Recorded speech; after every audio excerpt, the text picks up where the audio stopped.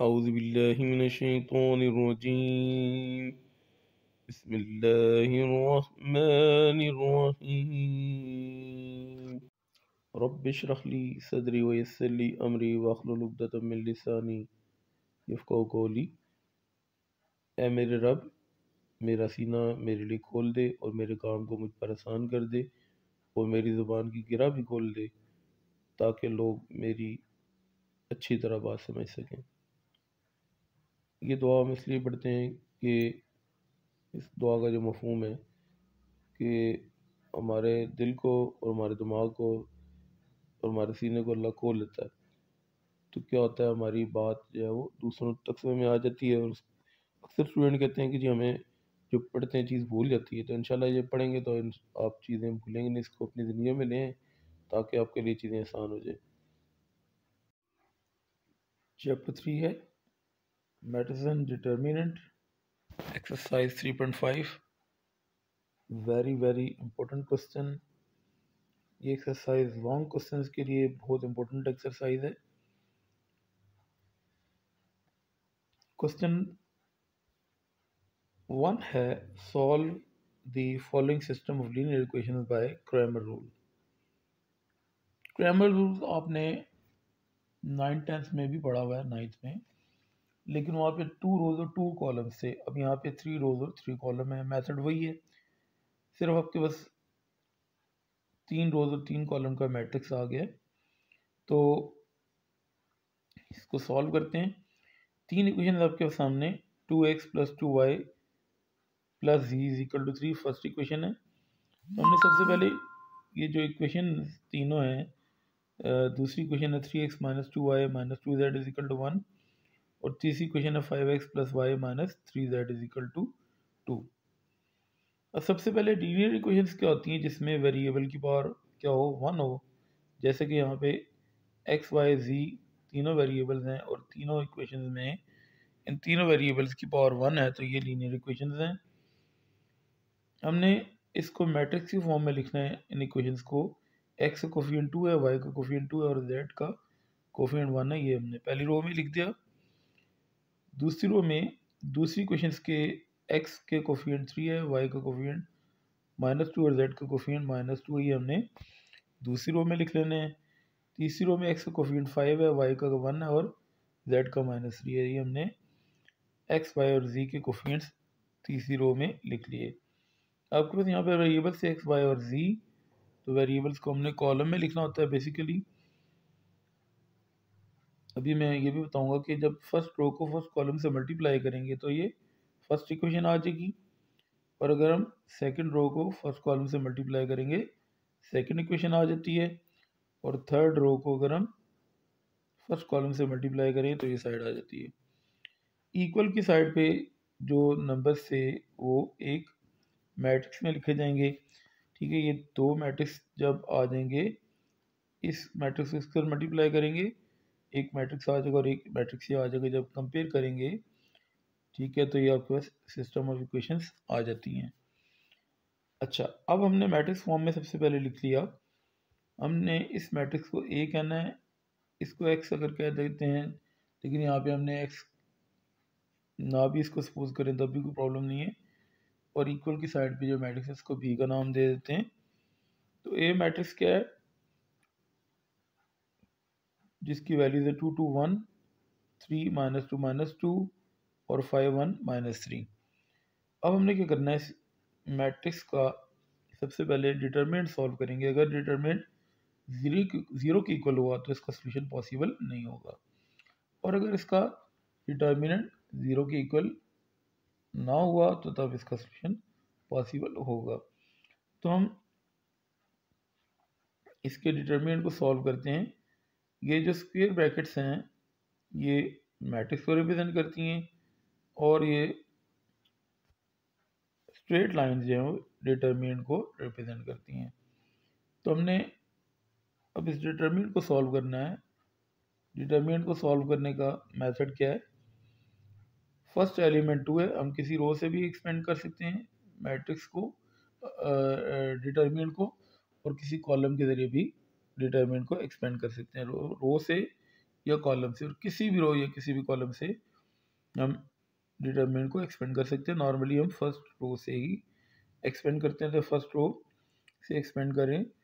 जब first element लिखा जाता है तो उसका रो और कॉलम एलिमिनेट हो जाता है, तो बाकी जो एंट्रीज बन जाती हैं वो 2 क्रॉस 2 के डिटरमिनेंट में लिखी जाएगी, -2 1 -3, ये आप देख सकते हैं। सेकंड एलिमेंट के साथ नेगेटिव साइन आता है, पहले एलिमेंट के साथ प्लस का साइन आप बेशक ना लिखें। दूसरी वैल्यू 2 थी, इसके साथ नेगेटिव साइन आ गया। जो वैल्यू हमने लिखनी है उसका कॉलम और रो हमने एलिमिनेट कर देना है। तो आपके पास वैल्यू बचेंगी 3 5 -2 और -3, ये 2 क्रॉस 2 के डिटरमिनेंट में हमने लिख देनी है। उसके बाद थर्ड एलिमेंट 1 है, इसके साथ प्लस का साइन, पहले एलिमेंट के साथ प्लस का साइन, दूसरे के साथ माइनस का, और तीसरे के साथ फिर प्लस का साइन आएगा। अब हमने 1 लिखा है तो 1 का कॉलम और रो एलिमिनेट हो जाएगा।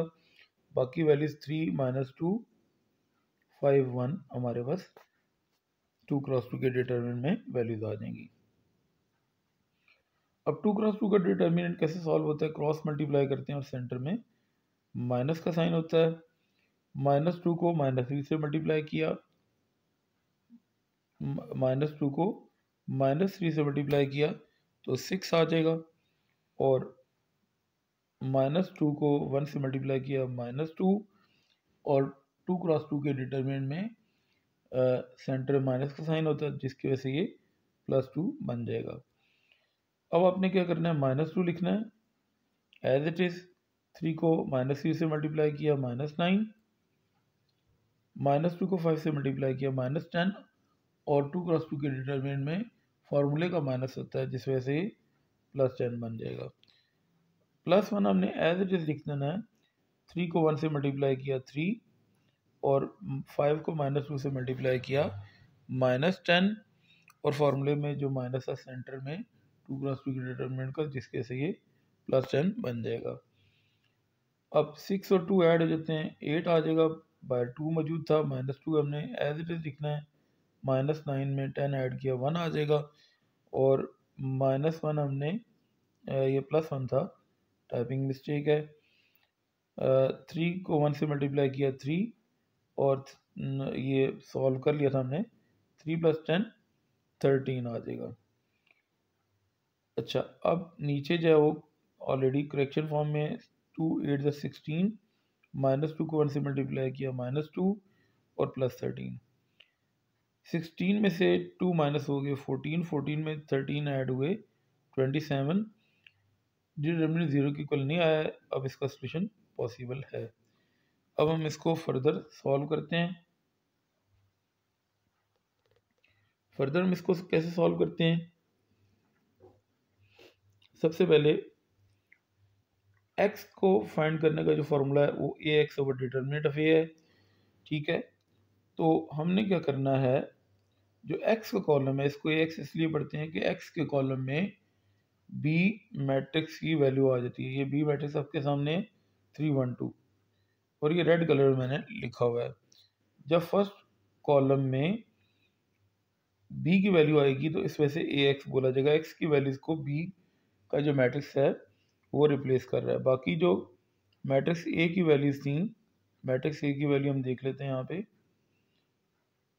2 -2 और 1, ये सेकंड कॉलम में था, 2 -2 और 1। उसके बाद थर्ड कॉलम में 1 -2 और -3 है, 1 -2 और -3 हमने थर्ड कॉलम में एज इट इज लिख देना है। एक दफ़ा फिर से बताता हूँ कि जब b का मैट्रिक्स है वो x को रिप्लेस करेगा, इसलिए x बोलेंगे। बाकी जो y के कोफिशिएंट्स है और z के कोफिशिएंट्स हैं वो हमने एज इट इज लिखने हैं। अब हम इसको फर्दर सॉल्व करते हैं। 3 क्रॉस 3 का डिटरमिनेंट जैसे पहले बताया था कि जब 3 लिखते हैं तो 3 का कॉलम और रो छोड़ देते हैं, बाकी जो वैल्यूज हैं वो 2 क्रॉस 2 के डिटरमिनेंट में आ जाएंगे, -2 1 -3। पहली वैल्यू के साथ प्लस का साइन होता है, दूसरी के साथ माइनस का साइन होता है।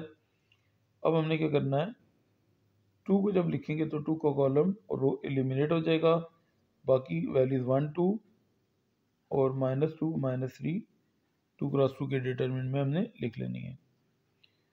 उसके बाद तीसरी वाली के साथ प्लस का साइन होता है, 1 जब लिखेंगे तो 1 का कॉलम और रो एलिमिनेट हो जाएगा, 1 माइनस 2 और 2 1 हमने एज इट इज लिख देना है।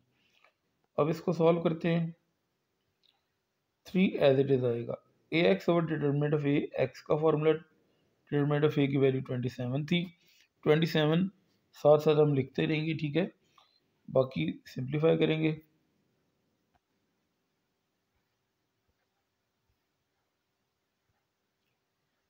तो 2 माइनस 2 को माइनस 3 से मल्टीप्लाई किया 6, अगेन सेंटर में फार्मूले का माइनस था, माइनस 2 को 1 से मल्टीप्लाई किया -2 और फार्मूले के माइनस की वजह से 2 बन जाएगा। इसके बाद हमने क्या करना है, 1 को -3 से मल्टीप्लाई किया -3, 2 को -2 से मल्टीप्लाई किया -4 और 2 क्रॉस 2 के डिटरमिनेंट में सेंटर माइनस का साइन होता है जिसकी वजह से -4 + 4 बन जाएगा और -2 जो बाहर था वो हमने एज इट इज लिख देना है, +1 एज इट इज आएगा।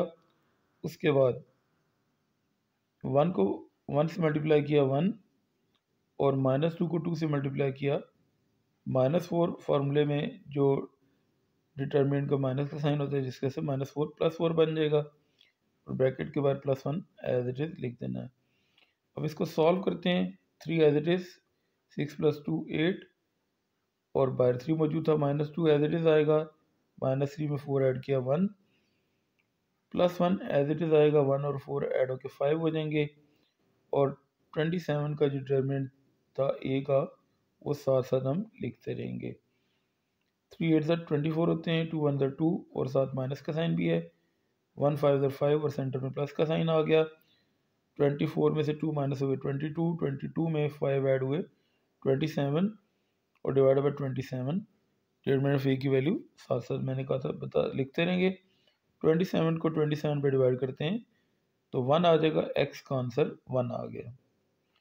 अब हमने क्या करना है, एक्स की वैल्यू हमने फाइंड कर ली, वाई की वैल्यू हमने फाइंड करनी है। तो जिस तरह एक्स का फार्मूला क्या था, a x over determinant of a, इसी तरह वाई का formula a y over determinant of a है।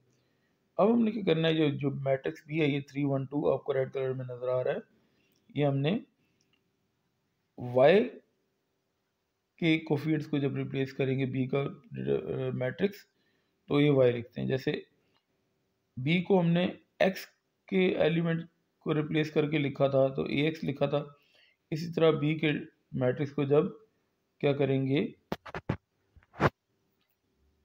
वाई के कोफिशिएंट्स पे लिखेंगे इसलिए इसको ए वाई बोलेंगे।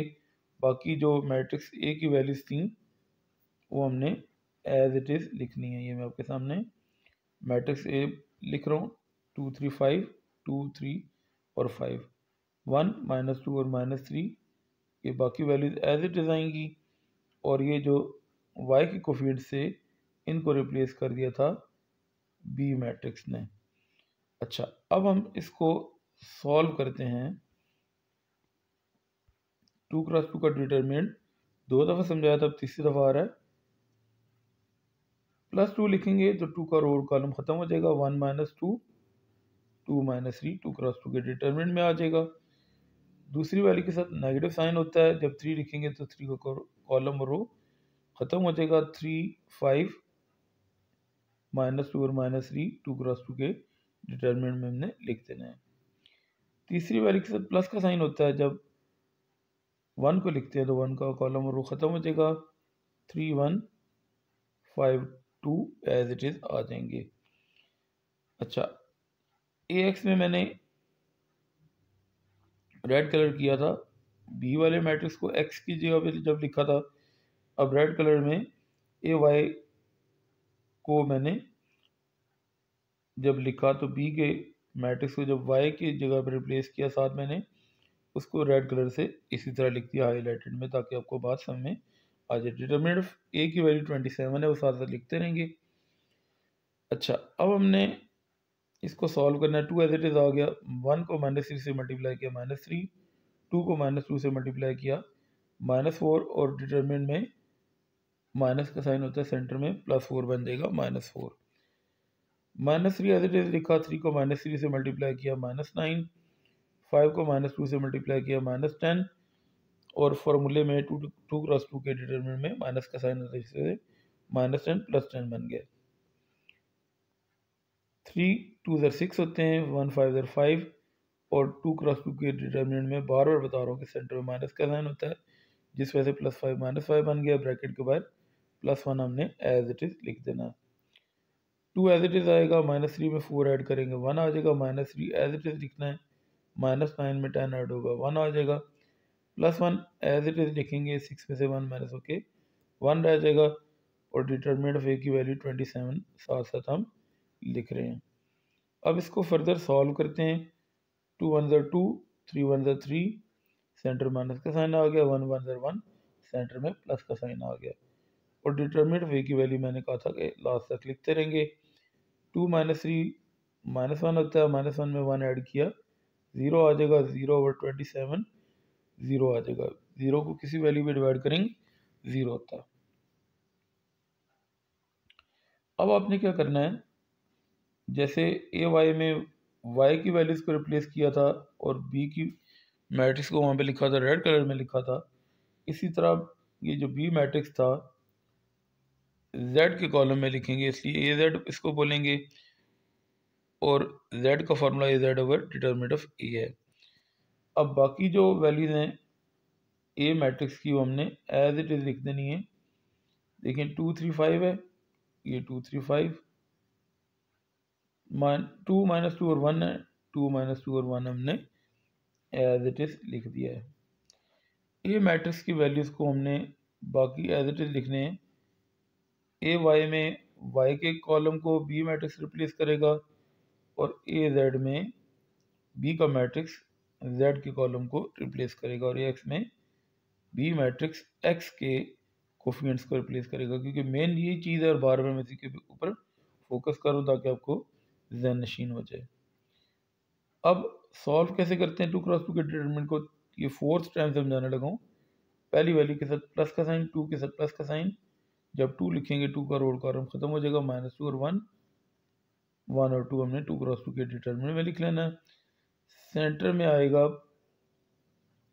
दूसरी वैल्यू के साथ नेगेटिव साइन आता है, जब 2 लिखेंगे तो 2 का रोड कॉलम खत्म हो जाएगा, 3 5 1 2, ये 2 क्रॉस 2 के डिटरमिनेंट में हमने लिख देना है। तीसरी वैल्यू के साथ प्लस का साइन होता है, तो जब 3 लिखेंगे 3 का कॉलम और रो ख़त्म हो जाएगा, 3 -2 5 और 1 2 क्रॉस 2 के डिटरमिनेंट में आ जाएंगे। अब इसको सॉल्व करते हैं 2 क्रॉस 2 के डिटरमिनेंट को।